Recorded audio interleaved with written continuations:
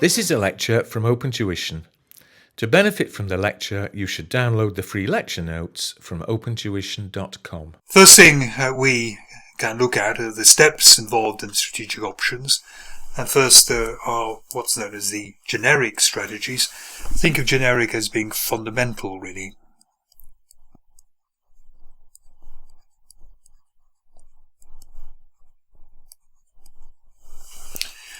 These are the strategies which kind of sit beneath or support other strategies.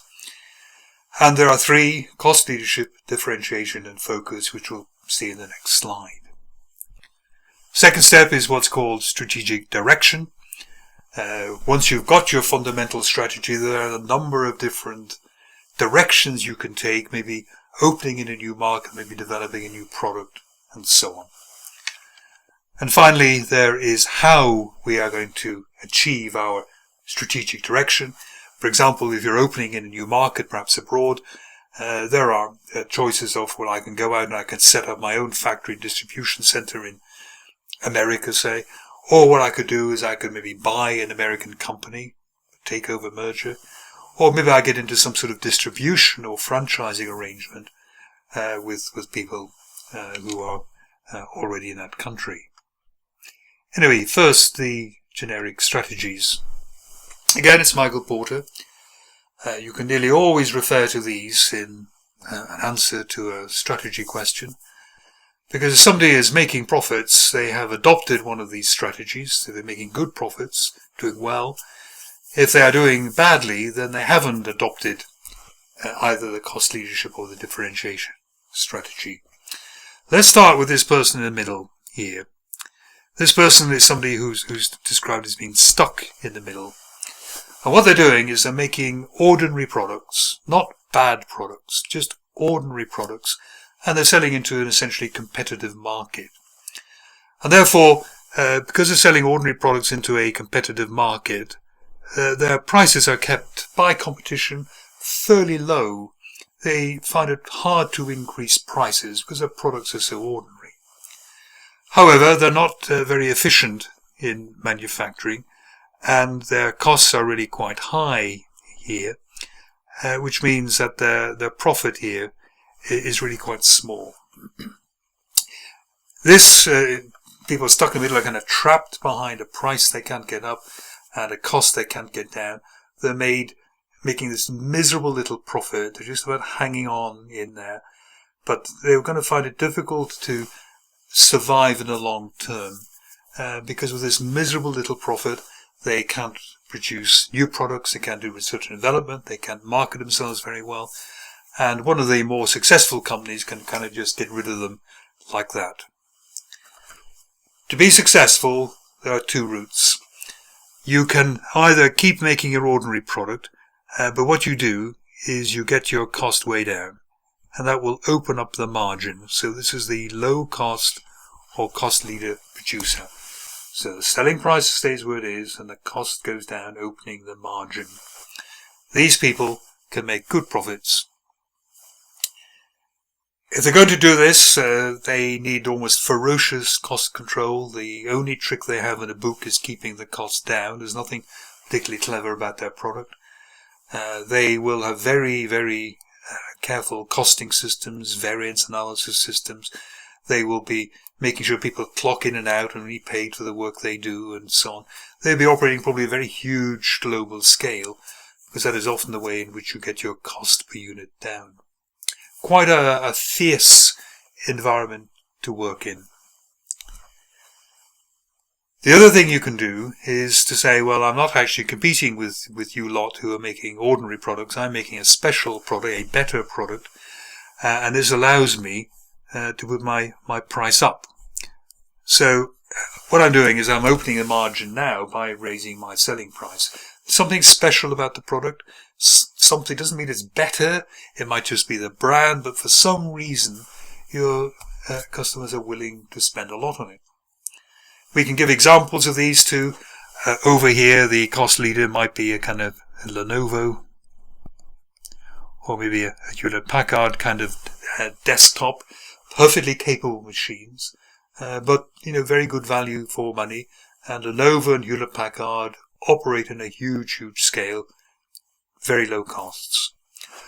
Over here, we might characterize it by Apple machines.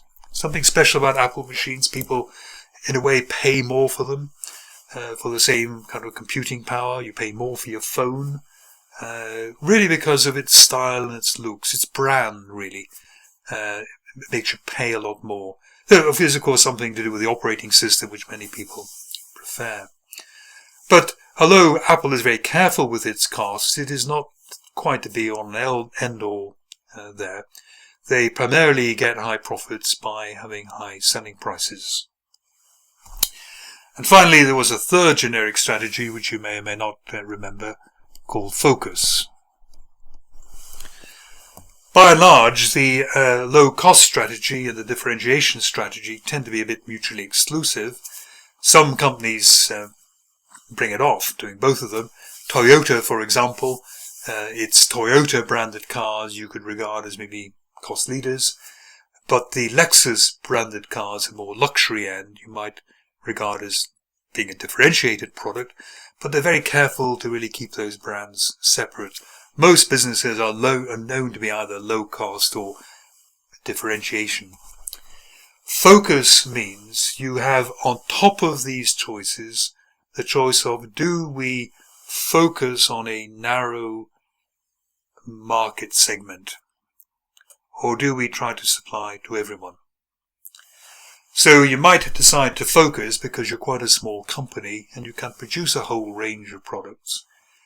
So you just produce kind of one product for one segment of the market here, and you can become a low-cost producer of that. Or what you do is you become a specialist supplier to one segment of the market and you differentiate.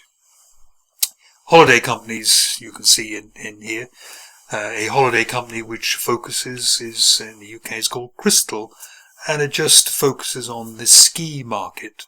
Okay, but then within the ski market, it has the opportunity: am I going to predominantly cheap ski resorts, keeping my costs down, or am I going to the more luxurious ski resorts, better hotels, and so on, which is maybe a differentiated product?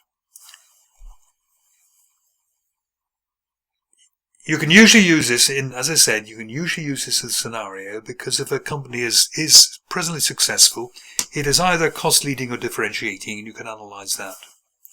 Very often, however, it's not a successful company. It's a company which has had a glorious history but now is facing hard times. It's very often a relatively small company, and it is under great pressure from large new entrants to the market. And we have to advise that company what it should do to survive in the future. And almost certainly what it should do is it should go down this route here. It should become a focused differentiator. It's a small company, so focus your efforts in one particular market segment. Get to know that market segment really well and provide it with goods which are just perfect for that market segment, and you can sell at a high price. Furthermore, if it's a small market segment, the big mass producers may not be interested in it. They'll leave you alone to survive in this little kind of crevice of the market. If your small family type company tries to go down here and become a cost leader, it's almost doomed to failure. How can a small local company compete with multinationals in terms of the buying power, the huge economies of scale that they get from huge manufacturing plants, the distribution economies of scale are all over the place? Large companies are the easiest way to become cost leaders. So you'd really have to be convinced that a small company could make it by becoming a cost leader. Probably safer for them to become, or attempt to become anyway, a differentiator. The strategic clock is just a bit of a development of the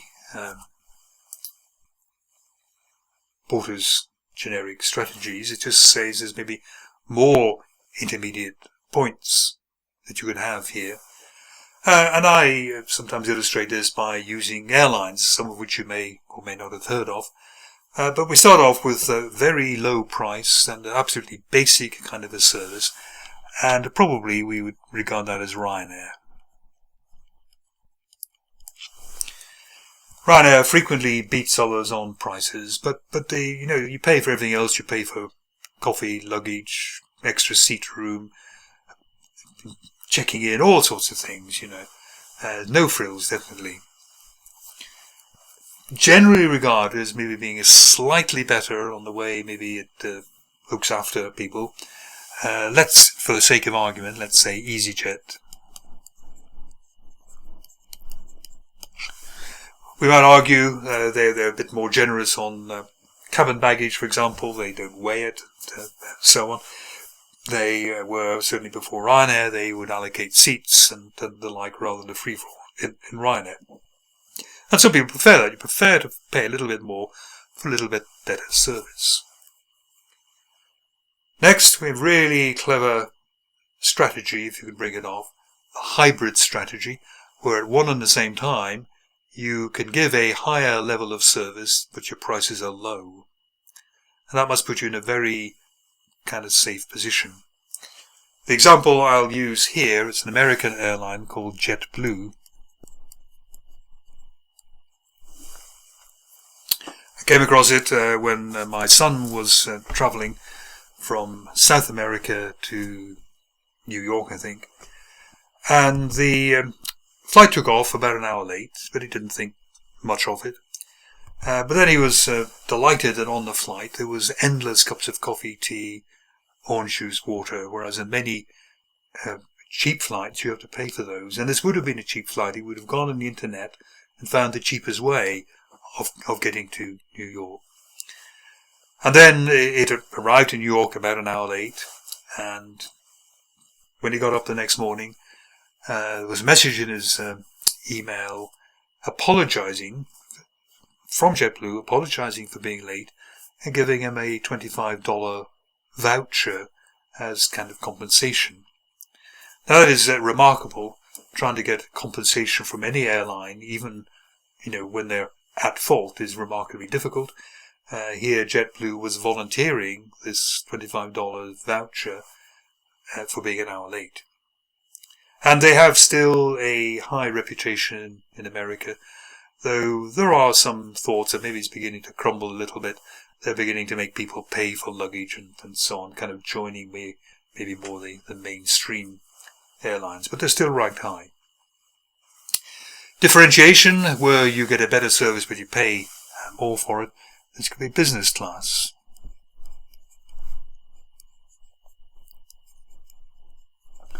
So business class, definitely better, definitely a lot more money. No problems. And then finally, focus differentiation. Very high price, but very high levels of service. What about in here, if we put private jet?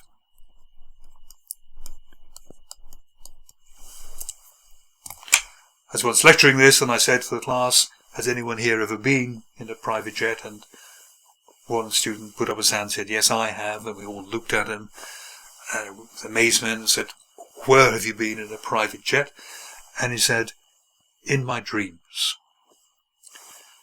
The other strategies down here were there's a relatively high price but a relatively low level of service.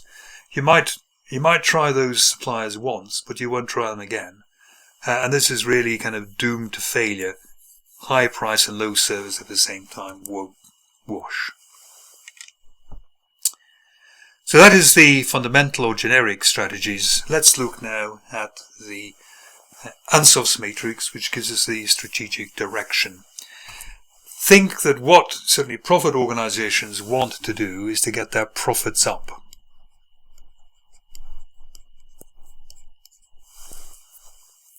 I think that's kind of what drives them. And this sets out we can stay with our present products or go for new products. We can stay with our present markets or go into new markets. That's the choice. And this matrix is remarkable because it gives you really all the things a company can do to try to increase profits, all there kind of in one diagram. So it's really quite powerful. And the first thing we could think of doing maybe is efficiency gains. efficiency gains is the kind of politically correct way of saying cost cutting. If you go in to your organization and say, right, we're going to have cost cutting, people get frightened because their job is a cost, their wages are a cost, and they get worried. But if you go in and say, we're going to have efficiency gains, everybody thinks that's quite good. Second, you try to achieve higher market share penetration, going from 20% to maybe 22% of the market. Don't think you're going to go from 20% to 40%. You know, the competitors will retaliate, they'll fight back. And companies over a period of a year winning an extra 2%, when maybe they started about 25%, they're really happy with that. Similarly, efficiency gains, you're not going to be able to kind of cut costs by 50% or anything of that sort if you're going to be keeping roughly the same level of operation. Consolidation is basically merger, joining with other people, becoming bigger, more efficient, and so on. And finally, withdrawal from some markets. There might be obviously loss-making markets, or there might just be markets which are so small that they're just a nuisance to stay in. And we would be far better just getting out and concentrating our resources somewhere else. This top left-hand quadrant could be characterized pretty much as low risk and low return.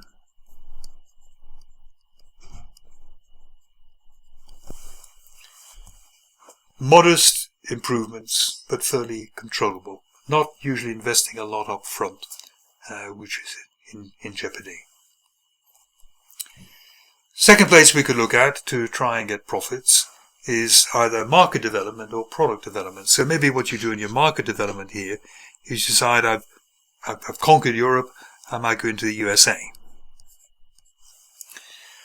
Or what you do maybe in your product development, maybe you have conquered the world with your vacuum cleaners, maybe you go into maybe washing machines or some other kitchen device. Obviously, if the USA works for you as a market, you can be greatly increasing your revenue. You could bring huge increases in profit. But obviously there's a real big risk that you invest a lot trying to get into this new market and they don't like you. And certainly the American market has been a bit of a graveyard for retail organizations in the United Kingdom. Some of our biggest ones have tried to get into that market and they just get something wrong. And it's not for want of spending money or investing in the market, but it just doesn't work. They just don't understand quite properly what American consumers want and like. So it's higher risk, higher return. And then there's product development. You spend a lot of R&D developing new product, you launch it, maybe people don't like it, it gets bad reviews and so on. And again, you're not guaranteed that you're going to get the high returns that you wanted. So these two here, both of these here, I would regard as higher risk. Higher risk and return.